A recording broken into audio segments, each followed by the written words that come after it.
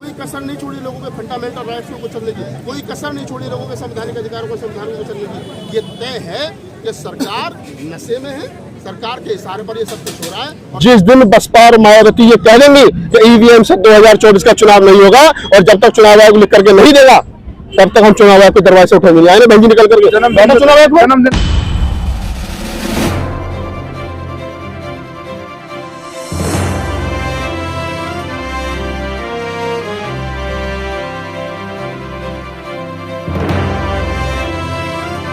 कसर नहीं छोड़ी लोगों के फंडामेंटल राइट्स को चलने की, कोई कसर नहीं छोड़ी लोगों के संवैधानिक अधिकारों को संविधान को चलने की। ये तय है कि सरकार नशे में है, सरकार के इशारे पर ये सब कुछ हो रहा है। और पुलिस, मजे की बात है कि पुलिस जो है वो तमाशा देख रही है। जो सविता रॉय क्रिमिनल है, जिसके ऊपर SC/ST एक्ट में मुकदमा दर्ज है, उसको पुलिस गिरफ्तार नहीं कर रही है। लेकिन रीतू जो न्याय की मांग पर यहाँ बैठी है, उसको और उसके समर्थकों को गिरफ्तार किया जा रहा है। तो आप समझ सकते हैं पुलिस का क्या रवैया, तो वो चल रहा है ना, सबका सब पुलिस की देख रेख में चल रहा है। कुछ ना कुछ हुआ इस आंदोलन का, फिर से मनोबल आपका तोड़ा जा रहा है।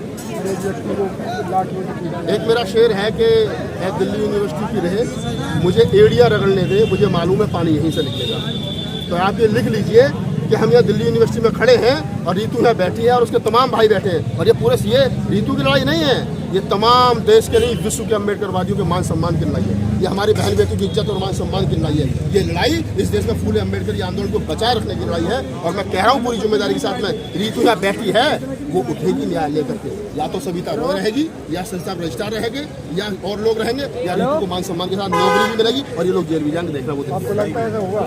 बिल्कुल 1000% होगा यार। एक अम्बेडकर ने तो सारे मनुवादियों को खदेड़ दिया। आज रीतू, अरे हम तो कह रहे हैं हमारे बच्चों से लड़ो ना। रीतू भी 30 साल की गोल्ड मेडलिस्ट है, आगे बात करो ना, सविता रॉय को भेजो ना, और लोगों को भेजो ना।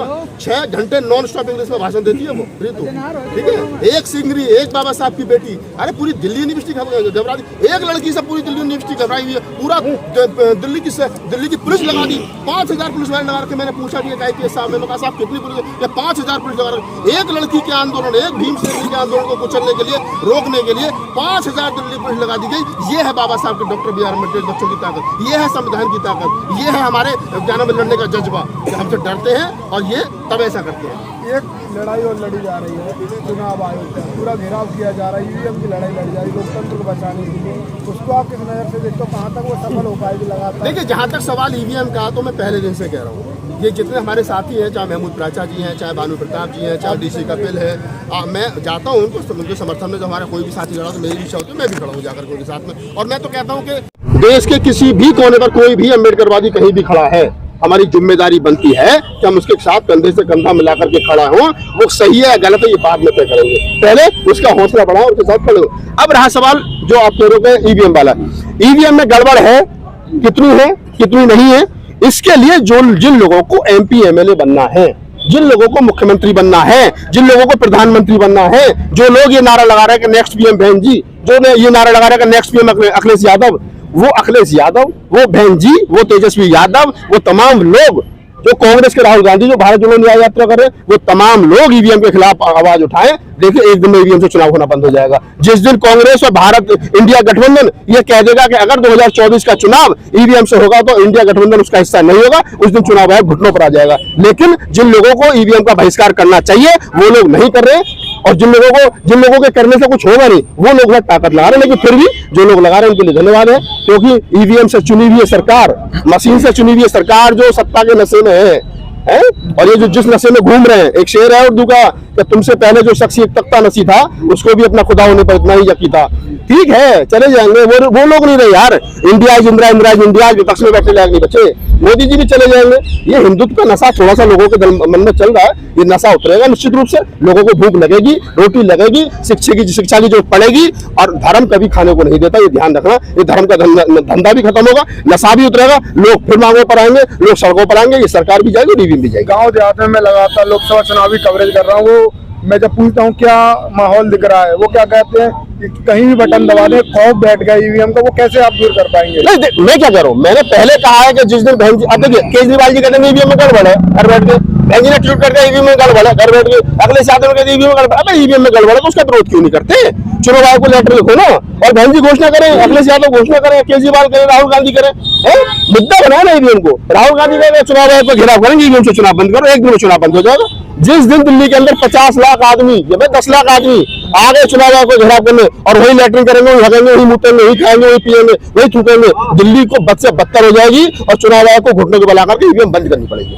आपका कोई प्लान जो सलाह नेताओं को देना चाहे किस तरीके से ईवीएम बंद करा सकते? मैं यही कह रहा हूँ कि जिन लोगों को ये लगता है कि ईवीएम में गड़बड़ है, और मैं भी मानता हूँ कि हाँ गड़बड़ है, कम है या ज्यादा है, तो ये लड़ाई नेताओं की है। हमारा काम वोट डालना है, हम वोट आपको दे रहे हैं, मैंने कोई चीज आपको दी और वो आप तक नहीं पहुंच रही है, तो ये जिम्मेदारी आपकी बनती है कि वो आप तक क्यों नहीं पहुंच रही है। आप भी उसमें उतनी ही जिम्मेदारी के साथ उस काम को आगे बढ़ाएं।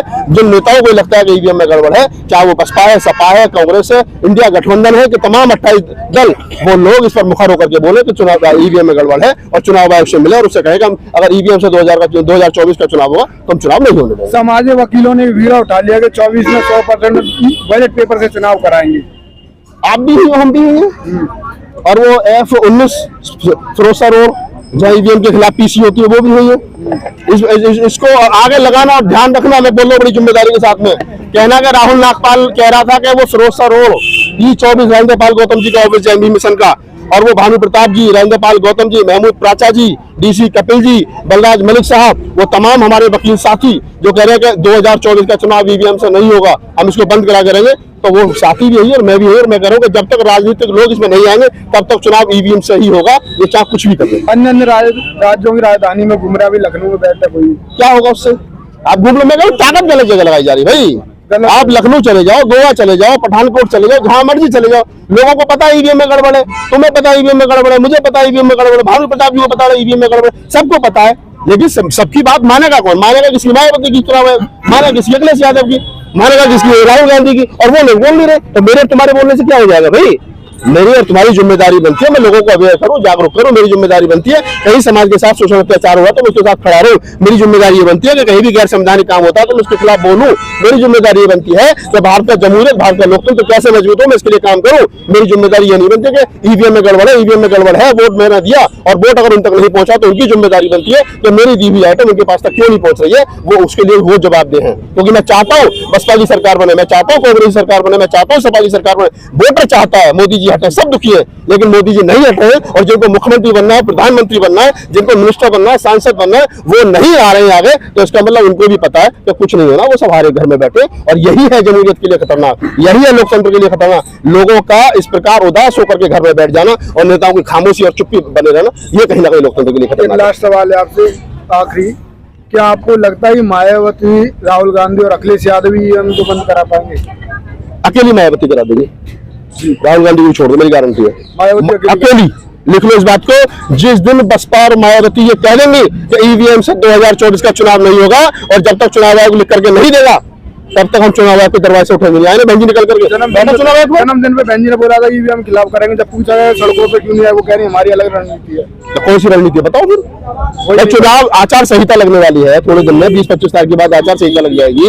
ऐसे में आपको लगता है ईवीएम में गड़बड़ है, तो मैं कह रहा हूँ, हाँ मैंने सुना था 10 तारीख को जो हुआ था वो, मैं कह रहा हूँ अभी आपसे कि बहन जी जिस दिन चाहे दिल्ली आए और ये घोषणा कर दें, मैं कह रहा हूँ बहन जी आज घोषणा करें कि आने वाली 15 फरवरी को दिल्ली के चुनाव आयोग को घेराव किया जाएगा, और हम तब तक वहां से नहीं उठेंगे जब तक चुनाव आयोग ये लिख करके नहीं देगा कि अगला चुनाव ईवीएम से नहीं होगा। घोषणा करती बंद हो जाएगी, इसी दिन हो जाएगी, क्योंकि चुनाव आयोग हाथ तक, ये लोकतंत्र है, लोकतंत्र में लोगों की चलती है भाई। जिस दिन 5 लाख 10 लाख लोग ईवीएम का घेराव के यहाँ चुनाव आयोग का घेराव करते हैं, वो ये चुनाव बंद हो जाएगा यार। आज तो ईवीएम में गड़बड़ है, 10 आदमी चुनाव आयोग के दरवाजे से पहुंचे नहीं है, कहीं नहीं है, तो चुनाव आयोग तुम्हारी सुनेगा क्यों? और वो चुनाव आयोग जिसमें आदेश जाता है बीजेपी कार्यकर्ता हूँ, वो चुनाव आयोग वो वोटिंग मशीन बनाने वाली कंपनी है जिनमें आदेश जाता है बीजेपी के लोग हो, तो वो तो अपना काम कर रहे हैं ईमानदारी से। वो गड़बड़ कर रहे हैं, घोटाला कर रहे हैं, मीडिया को खरीदे, जो भी कर रहे हैं वो कर रहे हैं। तुम क्या कर रहे हो? तुम प्रेस कॉन्फ्रेंस कर दो बस, लोगों को वजह ईवीएम में गड़बड़ तुम्हें पता ही है, तुम इसको क्या बता रहे हो? तो इसको तो बस बहन जी कर सकती है, भाई साहब कर सकते हैं, चाचा ताऊ कर सकते हैं, भाई किसी बस के लिए। धन्यवाद। राहुल नागपाल